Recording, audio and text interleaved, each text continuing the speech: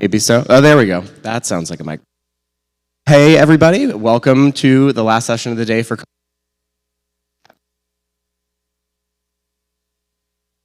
Okay. No. And to really fun.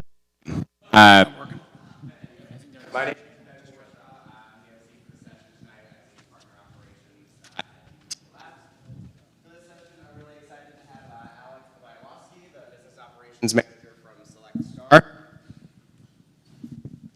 Hello, hello. All right, cross fingers. Today's session is going to be called Modern Data Management, How to Set Up Your Data for Success. You can follow along the conversation on DBT Community Slack in Coalesce Modern Data Management, as you see up on the screen. I imagine by this point in the day, you're all in DBT Community Slack, and if you're not, you've heard a few times how to join, community.getdbt.com. And let's see, for those watching at home, you're about 30 seconds behind us here in New Orleans, so guys, let's keep the spoilers to a minimum. But without further ado, I'm going to kick it away with Alec. All right, thanks.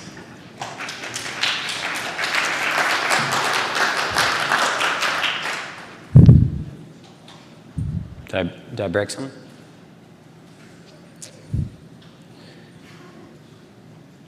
So I tap that.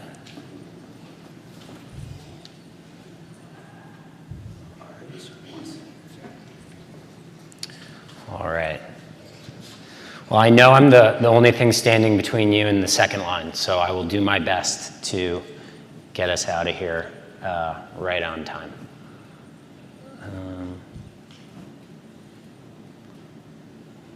As soon as we get, there we go. All right. So today we're going to talk about modern data management and how to set up your data for success using a data discovery platform. So real quick, I'm Alec Bialowski. I lead business operations at SelectStar, and we are a modern data discovery platform being used by startups all the way up to Fortune 500 data teams like Pitney Bowes to save their data teams time and make it easy to find and understand the context behind all of their data.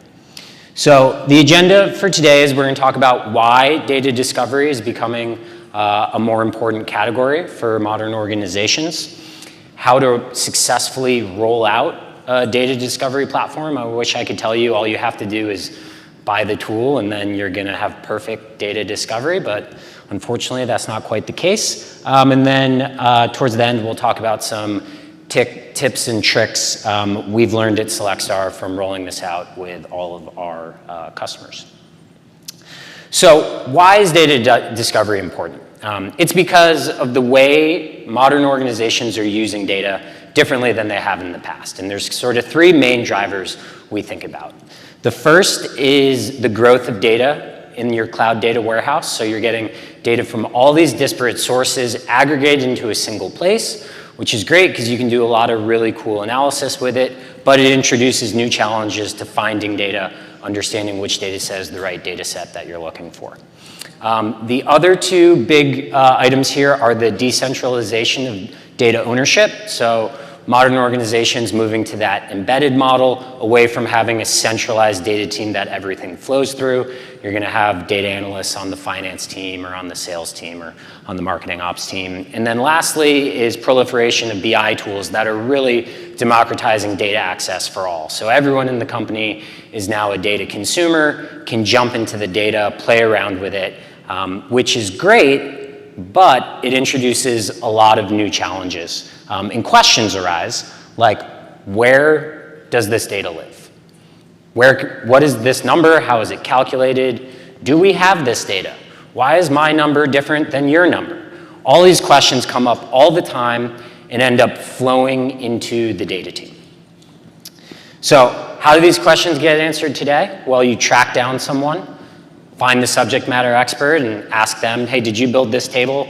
How is it calculated? Why is it done this way? Or you blast a Slack channel that maybe is being monitored, maybe it isn't, maybe the person's on vacation. You go through a treasure hunt of all the documentation that exists, or you jump into the code and try to parse the queries yourself to pinpoint the issue. And it's just not an efficient way to answer the data questions that your organization has. So solutions, a year ago or so, weren't quite up to the task for solving this challenge. You've got outdated information from sort of manual documentation processes like creating an internal wiki or using Notion or data dictionary in Google Sheets. By the time you get that updated, it's already out of date because it's not linked directly to your data. You've got open source solutions that still require a fair amount of engineering resources to get set up and aren't purpose-built necessarily for your organization and the exact problems you're facing. And then you've got legacy enterprise data catalogs that are powerful solutions, but pretty expensive, have a long lead time for implementation, training. You have to train everyone up to maintain it going forward, and aren't really built for the modern data stack and cloud native applications that most of the data teams are sort of migrating to today. So that's why we believe the modern data discovery platforms are a great fit for this. And what they basically do is create a single source of truth for data in your organization, a single place where you can find data across all your different data sources, understand the context behind that data. What does it mean? How is it calculated? What's the lineage? Who else is using it? All of that should be in an automated fashion.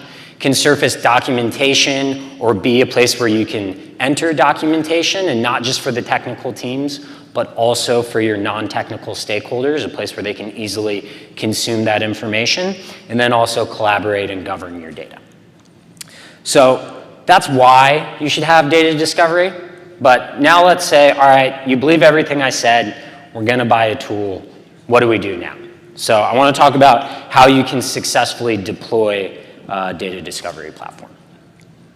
So the first thing you need to do is understand why you're doing it, who's gonna do it, and how it's gonna get done, right? If you don't have alignment on objectives, stakeholders, and milestones, you're not setting yourself up for success. So you need to know, why are we deploying this tool? What are the use cases, the pain points we're trying to solve for? Who's gonna be responsible for helping us get there, and who's gonna be the people that are gonna be adopting this to make sure that we're actually having the impact within the organization that we intend?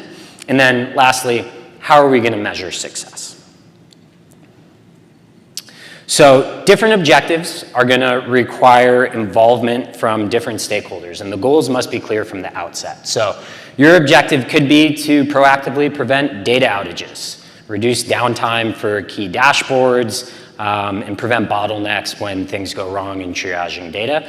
That's gonna involve data engineers and data analysts. You could also be trying to enable self-service analytics, so you can make data-driven decisions faster. And that's going to require a different set of users. That's going to go all the way down to your business stakeholders. It's going to require different processes up front.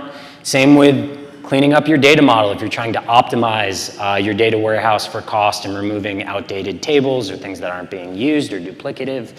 And data governance, again, different set of stakeholders. All of these equally important, but require sort of different milestones and different users to be engaged along the process. So it's really important for your organization to figure out, why are we doing this, and kind of map this out. What are the goals? How are we going to achieve this? And who's going to be involved in doing it? So as we think about rolling out data discovery, we typically do it in 2 phases with our customers. Phase 1 is focused on the data teams. And we usually start with data platform or analytics engineering. These are the people who really understand the data pipelines. They have their own use cases, such as data modeling or migration or governance. But most importantly is they're going to be involved in the design of your data discovery platform, and they're going to set up a lot of the frameworks that can be used by the rest of the team. Then we bring on the data analytics or data science teams. These are the folks who live and breathe the data. They may be the experts on certain domains. And they have their own use cases, but for our purposes, they're gonna help us with documentation. They're gonna be part of crowdsourcing all this information, getting all that tribal knowledge out of their heads and into your single source of truth so that someone leaves or someone has a question, you're not dependent on this one person to answer it. That's phase one, design and documentation. Then we get to phase two, which is where you're onboarding sort of your data citizens or data consumers. It could be biz ops or product managers or business stakeholders, executives who are looking to find the dashboards they need, understand how metrics are calculated so that they can quickly make business decisions without having to wait for the data team to tell them, hey, this is where that metric lives, or actually that dashboard is out of date, you shouldn't be relying on it. So phase one starts with the data platform team, and their goal is to basically clean up the data model and implement the data catalog design. And we break this down into a couple different categories. The first is creating a tagging structure. So you're able to create curated data sets for your end users. It's going to make it much easier for them to find the data they're looking for, narrow down the focus, but also understand more context about that data. And we're not asking the data platform teams to go and tag all of the data at once, but what we want them to do is think through the design. So what tags do we want? What are the different domains we want to curate? What are the different statuses we want to track? How do we want to do that? And basically set up that structure in the data catalog for when we bring on the data analytics team to help with the documentation. Next is cleaning up the data model with data deprecation. So looking through the popularity, usage of your data, finding redundant tables, and starting to get rid of any noise you have. Maybe it was an ad hoc analysis that hasn't been used in 6 months, or maybe you have two tables that are doing the same thing and you've got two teams both using them when really it could be one. So you can start optimizing your data structure and cleaning it up to save money and also prevent confusion down the line. And your data discovery platform should help you with that, right? It should automatically be able to tell you, hey, these are the tables that are popular. These are the users who are using your dashboards. These are the tables that no one has touched in 2 years and are screaming, please deprecate me. And then the last part is assigning data owners. And this is important because you want to make sure that you have someone who's responsible for making sure your data is accurate, making sure your metadata is up to date, and tracking any changes that happen. And so again, we think the data discovery platform should help you with this. So you should be able to figure out what are our most popular tables, and let's start there rather than trying to assign data owners to everything all at once.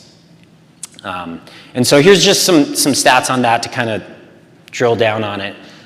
If you try to document all of your data, that's going to feel a lot like eating an elephant, right? It's a Herculean effort. So you have to break that down into smaller pieces and then tackle them bit by bit. And the first thing you should do is look at your most important or popular data assets. And again, your data discovery platform is going to make this really easy to do. So you can look at what tables have been queried the most, or what has the most downstream dependencies, what has the most dashboards built on top of it that are actually being used, and you can start there. Interesting stat, only 15% of the tables in SelectStar have been queried in the past 90 days. So there's a lot of noise in your data model most likely, and you don't want to just start documenting all your data from A to Z if you can basically get 90% of the value by documenting 10% of your tables. Okay, so once you've got your design set up, you've got your tagging structure, you've removed some of the noise, and you've assigned your owners, now you want to bring in those power users, the analytics, the data scientists, to help build out your documentation by crowdsourcing it.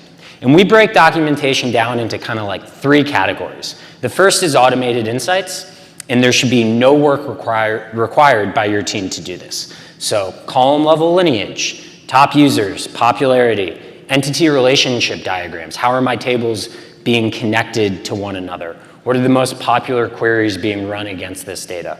All of that, the data discovery platform should handle, so you don't have to worry about it. The next step you do need to worry about, unfortunately, and that's additional curation. So basically adding in any missing descriptions at the table or column level in your data dictionary, and assigning those tags that the data platform team has curated to your data sets. So it's a manual process, but your data discovery platform should help speed that up. And the ways they can do that is basically with tag and description propagation. So you tag your source tables and say, hey, this is PII. The data discovery platform should automatically know everywhere that data goes in your data model and propagate that tag along the lineage chain. Similarly with documentation, if your data is being propagated as is, it's not transformed or aggregated, by definition, the data is the same, the documentation should be the same. You shouldn't have to enter that description more than once. So your data discovery platform can really help speed that up. And by having data owners assigned, they can work with the analysts, with the data scientists to make sure that the data they're responsible for is being documented and being documented properly. The last step here is the semantic layer. So adding in that additional information around metrics, business glossaries, FAQs, process design concepts that can be linked directly to your data assets. And the data discovery platform should be a great repository for that. And basically sync that directly to your data. So if you're looking at a data set, you know, hey, I've got this additional information related to this data, not just the description, to help me figure out how I should be using it. Obviously, we're at a DBT conference. DBT helps with a lot of this documentation. And so you should leverage that as best you can. And your data discovery platform shouldn't create duplicative work. It should integrate directly with DBT to surface the descriptions that already exist in your DBT docs and make it consumable by not just your technical users, your data engineers, but also your business stakeholders, right? Your data consumers who maybe don't have a DBT seed and aren't gonna read the YAML file, but they're gonna be able to see all that insight that the data team has. It's gonna get pushed out to them through the data discovery platform. After you've got your data documented, you want to prepare for phase 2. So we're bringing on our business users. And there's kind of 2 steps we like to walk through here. The first we call developing rules of engagement, which is basically just thinking through best practices and common questions that your data consumers are going to have so that you can get in front of it and you don't create a bottleneck of, oh, well, I really want to use this tool, but I couldn't figure out what the right workflow was. So, you know, I went back to the old way and I just texted my buddy on the data team to get the answer. So example rules are, do descriptions get updated in SelectStar or do they get updated in DBT? If I disagree with the description, can I change it? Do I have to let someone know? Who do I contact if I don't have access to the data that I need? You know, common things, different a little bit for every organization based on their data stack, but we think it's important to get that down ahead of onboarding these data consumers. And then lastly is just preparing some onboarding materials. So quick product demo, how-to guide, highlighting the common workflows you want them to use. Sounds dumb, but we really like data trivia. Example questions that can be answered with the data discovery platform. We typically ask the data team, hey, or give us the questions you've got in the past month.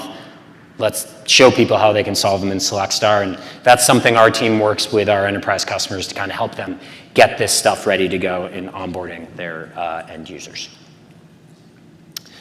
So as you think about that, you want to be making sure you're setting milestones and tracking progress against that. So we put together a quick timeline. Obviously, it varies for every organization. But in our eyes, platform setup should be really quick. Day, 2 days max. You're going to connect your data sources. You're going to generate all of those automated insights. So everything that was on that first level of the documentation slide, so lineage, popularity, usage, ERDs, all that should be done day 1, day 2. You're already getting value out of the tool.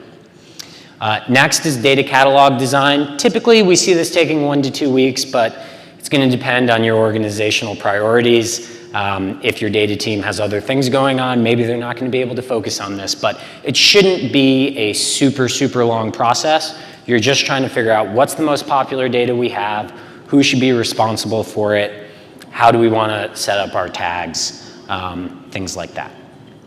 Next comes the curation piece, and this one, again, super dependent on your organization, how much data you have, how many users you have, but you're going to start crowdsourcing that information to make the data catalog that much more effective. So documenting your data assets, creating those tags, and developing your training curriculum before the full rollout comes. So onboarding your data consumers and getting the data discovery platform worked into daily workflows, and we'll talk about how to do that in the tips and tricks section coming up. And then you want to track your usage, right? You want to make sure that you're accomplishing what you set out to accomplish. So a couple metrics you can use are percentage of data assets that have been documented, right? Where did you start? Where are you now? Percentage of data assets with owners. How's governance improving within your organization? Usage of the data discovery platform. So are people actually engaging with the tool? And ultimately, it's not on here, but like the North Star metric is how many questions does my data team have to answer, right? The goal is to get that as far down as possible and free them up and save your organization time and money. All right, so last part here, we're going to talk through some tips and tricks that we've seen as being successful as you go through this journey. So best practices related to tags. We think tags are really, really important. You can call it whatever you want, but creating collections of curated data assets so that your end users know exactly what data they should be using and what it entails. So we break tags down into two categories. First is category tags. This is customer support. This is sales, or it could be different product domains. And we like to create a hierarchy there. So you have your first structure is that domain level. And then within that, you can have subdomains. And those can differ by category. But you want to make sure you kind of really level set them. What are the key domains we're going to track? So that way, if I'm on the sales team, I know I can go right here for my data. I don't have to search through everything. Or I can go right to the specific domain, product A, product B. I'm looking for the data that relates to that. Next is status tags. So this tells you more information about the data. It could be, is it PII or sensitive information? Are we going to deprecate it? Does it have a different sort of approval status, right? Like gold, silver, bronze, based on some sort of observability tool that you have. And you should be able to integrate your data discovery platform with your observability tools, right? So if you're running DBT tests on a set of data and it passes, you could give that table the gold star that, hey, this is approved. Or, if it doesn't, maybe you give it the bug status. So really important that your tools are interoperable and you're thinking through all of that as you're building out your different status tags. Next is the semantic layer, or docs and metrics. And again, this is really critical for when you're onboarding those business users or business stakeholders and trying to drive alignment across the different silos within your organization. So making sure everyone understands exactly what is our KPI that we're working towards, how is it calculated, and when I go to look at that number, I'm looking at the same number as the marketing team, as the finance team, as the sales team. There's no confusion about what our 30-day churn rate is. That number needs to be rock solid. So at the doc layer, a couple examples of documents we've seen be successful are onboarding guides. So how do you use the platform? General business glossary, obviously definition of terms. We've seen customers use change logs or additional info about specific data assets. So how often are these sets of tables updated? What are they meant for? And linking them directly to the data assets rather than having them just kind of live in the ether in a different tool where I'm looking at a table and then I have to go search through my documentation to see if there's a doc about it. It should be linked directly. So I'm prompted when I look at the table, hey, check out this additional information. Then next is metrics. So, we kind of talked about that, and this is obviously a big point of focus for DBT today. But defining it, what is this metric we're tracking? What's the question it's answering? Why is it important? How is it calculated? Is there a SQL? Can I see the code I should be running when I'm trying to look at this metric? Where does it live in my data model, right? So if this metric has already been pre-calculated for me and it exists in a Looker Explorer, where do I go to find that? And then other dimensions, what should I use to analyze this? How do we think about the metric? How do we slice and dice it? So all that information should be readily available and easily searchable for all your users to make sure there's alignment there. And then user engagement. So this is really important because ultimately the success of a data discovery tool relies on getting the users engaged. So training's important. We talked about setting up some onboarding sessions, data trivia, rules of engagement. We've seen Q&A sessions be really helpful. We'll set up 30 minutes once a month. If anyone joins, great, and we can talk through their questions live. But making sure you're not just kind of giving people the tool and leaving them to their devices. You want to check in with them, make sure they're using it. Again, it shouldn't require significant training. I'm not talking like a 2-week boot camp, but you want to give them, the docs. You want to give them a 30-minute demo and make sure that they understand the use cases they should be thinking about for this tool. Next is building data discovery into their daily workflows. So to start with, the data team is probably still going to get questions. And so instead of just answering it outright, you send them a link to your data discovery platform. Send them a link to SelectStar. One of our customers shared with me today that he just started doing this and he's gotten, I think, like 3 hours of meetings for onboarding new users removed a week because he can just point people to SelectStar. And so once you start sending that information to them, they're going to say, oh, this is how I can answer that question. And they don't have to go back to you the next time they have that question. They can just go and answer it themselves. Facilitate Q&A within the platform. There's collaboration features within SelectStar. You want to take your discussion and move it out of Slack or put it into the data discovery tool.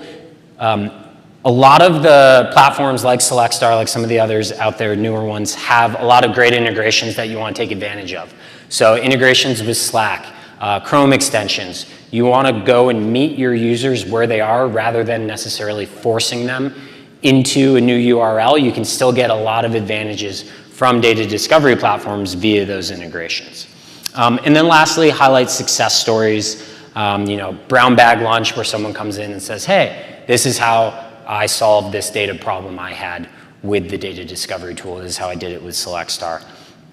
And everyone loves free lunch, but also it's a great way to disseminate that information sort of from the bottoms up.